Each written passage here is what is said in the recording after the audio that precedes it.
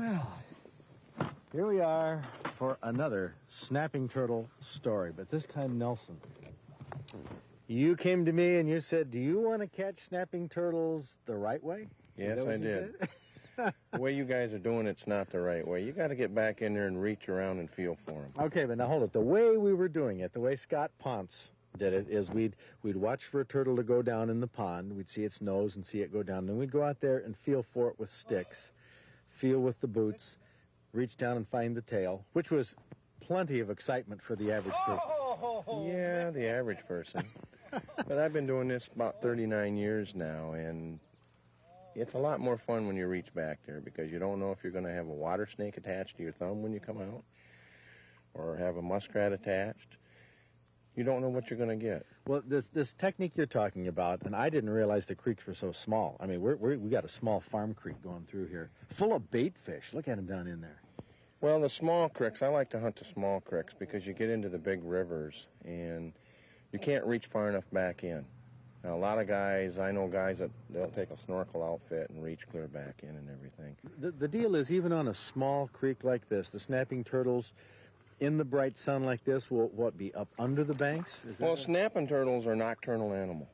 They go in head first. Now, every now and then you'll have what we call a feeder, that he turns around and he'll be facing out in order to still get enough to eat. But normally, the bigger turtles are real docile in the water. I've actually run my hand over their open mouth. They fear nothing because once they get up to about the plate size, they have no natural enemies except man. So there's nothing going to hurt them. You can show you what it feels like. What it feels like. I trust Nelson, my friend. I'll collect that $50. Stick your hand right on top of mine. Yeah. See how that's all? Oh, that's sandy. Yep, see how it's all smoothed out like a dish in there, like a deep dish? Yeah. He's laid in there. Yes. I was close to him. I'm on his trail. Yeah, there's a trick to this. So they go in head first, and your chances of getting bit, I've been bit twice in 39 years. And what was that like? Tell me what that was like. Well, it hurt. I bet. It took the skin from here all the way down and took the fingernail. The whole works just... Is that because you pulled back when it Yeah, you're not supposed to pull. When he bites, you're supposed to keep your hand there. Probably pretty hard to do. Yeah, I don't know too many people that's got that much iron nerve that can just leave it there. You'll jerk on there. So it's... And that was one time when it did that. What was the other time? I stuck my hand back in this one, and he had moved and got me with this hand coming in and did the same thing to that finger. So what do you do to protect yourself against the bites? Anything? Yeah, when you go and feel, I have a bad habit, and all the hand hunters down in Ohio and Indiana and stuff get after me. I spread my thumb.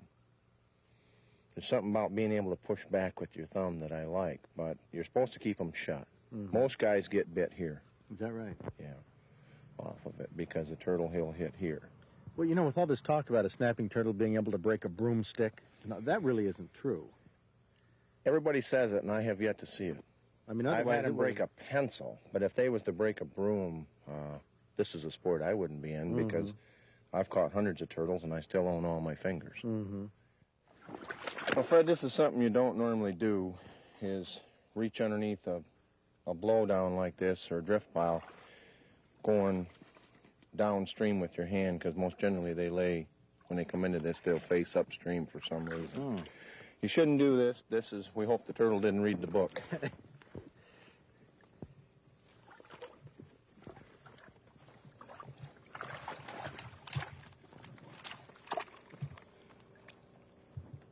Now, when you find them, you're feeling along the edge. What do you usually encounter first? You find their feet? It depends upon how you go in. Sometimes you'll just, when you put your hand in, you may go on an angle, and you'll end up right on top of the shell. And it's just like you guys said in the pond, you know, then you've got to reach around and feel for the sharp edges. Most generally, you don't have to because you know that he went in head first anyways. Let's see. All right, come here. Oh, yes. This is the moment I've been waiting for. Right behind you? No, No. from this side right Which here. hand? I don't care which hand. I know you don't. You have a recommendation. Now, how come you're reaching that way? I'm supposed to reach this way. Stick right straight down. Go right straight down.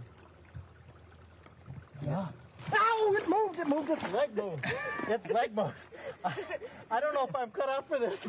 Come on, right here's the tail. The tail. Maybe it was the tail. I don't know what it was, but it moved. You're guaranteeing me it's not the head. Right there's the tail. Oh, okay, okay. You ready, John? Ready. Oh, it's just a small one. Oh, I got it. It's a snapper.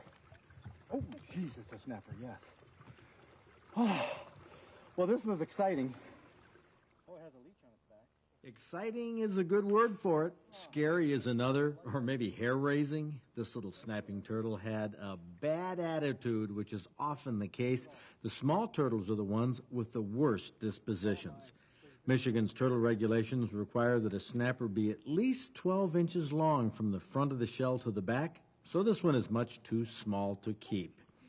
Anybody want to kiss it goodbye? Well, not me, but I'll be glad to let it go.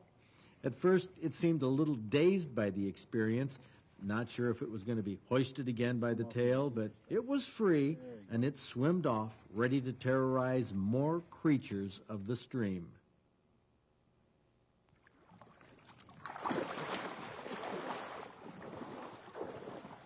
Nelson Hurst was a little disappointed by what he said was a slow day of turtle hunting, but late in the afternoon, he finally found a big one. Uh-oh, here we go. Want to see me do something dangerous? Oh, I can only do this with this mounted turtle. Taxidermist Ed Urban from Owasso loaned this to us for display at the museum.